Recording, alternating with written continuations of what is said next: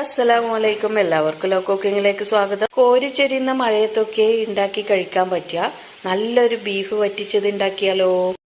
3 സവാള അരിഞ്ഞതും 2 വലിയ തക്കാളി അരിഞ്ഞതും ഇഞ്ചിയും വെളുത്തുള്ളി ചതച്ചതും 2 പച്ചമുളക് മുഴുവനായിട്ടും ഒരു ബൗളിലേക്ക് ഇട്ട് കൊടുക്കാം.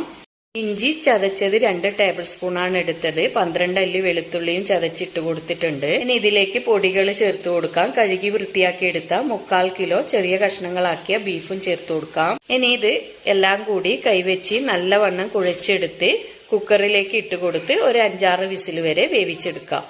വെള്ളം ഒട്ടും ചേർക്കാതെ മീഡിയം ഫ്ലെയിമിലിട്ട് വേവിച്ചെടുക്കാം. ഇനി ഒരു കടായി അടുപ്പത്ത് വെച്ച് 4 ടേബിൾ സ്പൂൺ വെളിച്ചെണ്ണ ചേർത്ത് കുറച്ച് കറിവേപ്പിലയും ഒരു സവാള അരിഞ്ഞതും ഇട്ട് നന്നായി ഒന്ന് മൂപ്പിച്ചെടുക്കണം. 1 ടീസ്പൂൺ പെപ്പർ കൂടി ചേർത്ത് വഴറ്റിയെടുത്തതിന് ശേഷം വേവിച്ച ബീഫ് ചേർത്ത് കൊടുക്കാം. നന്നായി ഒന്ന് വഴറ്റിയെടുത്തതിന് ശേഷം ഫ്ലെയിം ഓഫ് ചെയ്ത് ഉപയോഗിക്കാം. എല്ലാവരും ഇതുപോലെ ഉണ്ടാക്കി ഫീഡ്ബാക്ക് അറിയിക്കാം.